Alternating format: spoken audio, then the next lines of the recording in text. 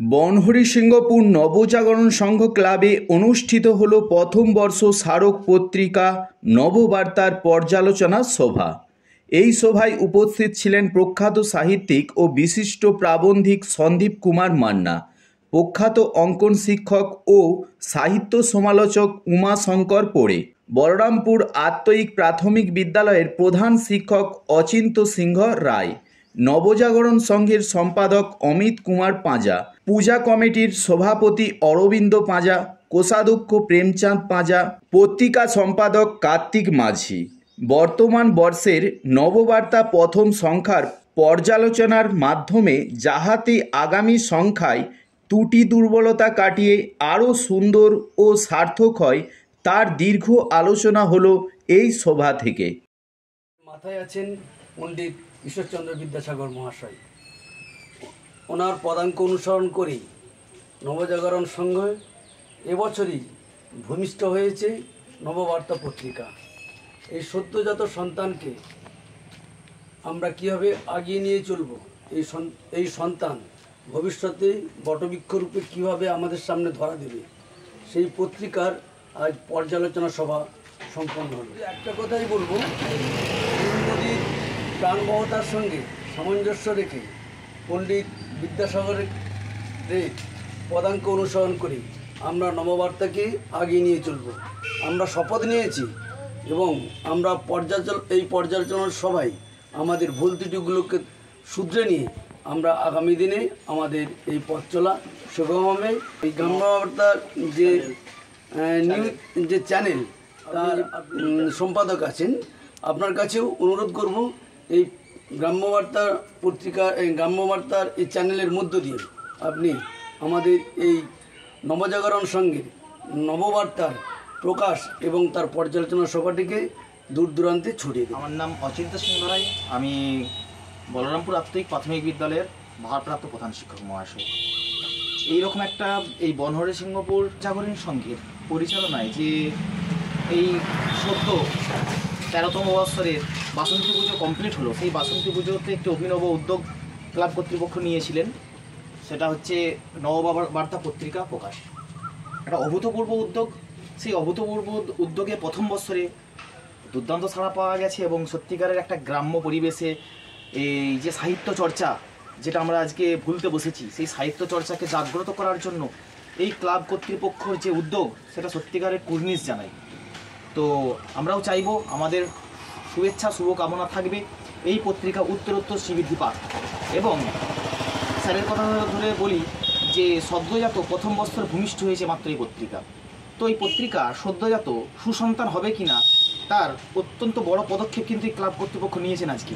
সেটা হচ্ছে পর্যালোচনা বা সমালোচনা, যেটা খুব কমই হয়।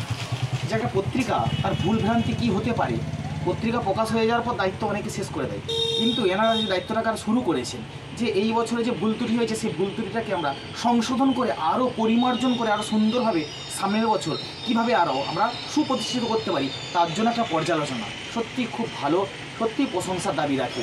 এবং আমি এই পর্যালোচনা সভায় অংশগ্রহণ করে নিজেকে ধন্য মনে করি এবং আমি আমার সীমিত সামর্থ্যের মধ্যে আমি আমার মতামত ব্যক্ত করেছি এবং আরও যে সমস্ত বিশিষ্ট ব্যক্তিরা আছেন প্রত্যেকে ওনাদের মূল্যবান বক্তব্য এখানে ওনারা দিয়েছেন। আশা করি আমাদের কর্তৃপক্ষ, যে সমস্ত ক্লাব কর্তৃপক্ষ আছেন, এনারা অবশ্যই সেগুলোকে পাথেয় করে আগামী দিনে এগিয়ে নিয়ে যাবেন।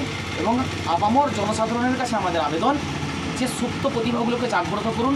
যে সমস্ত বাড়িতে প্রতিভা আছে তাদেরকে আমাদের এই পত্রিকার আকারে, লেখনীর আকারে প্রকাশের জন্য সুযোগ করে দিন।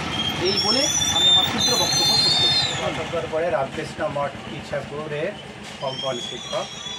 আমি ব্যক্তিগতভাবে বলি যে নেতাজি সুভাষচন্দ্র বলেছেন যে রামকৃষ্ণ বিবেকানন্দ সাহিত্য থেকে উৎকৃষ্ট সাহিত্য আমি কল্পনা করতে পারি।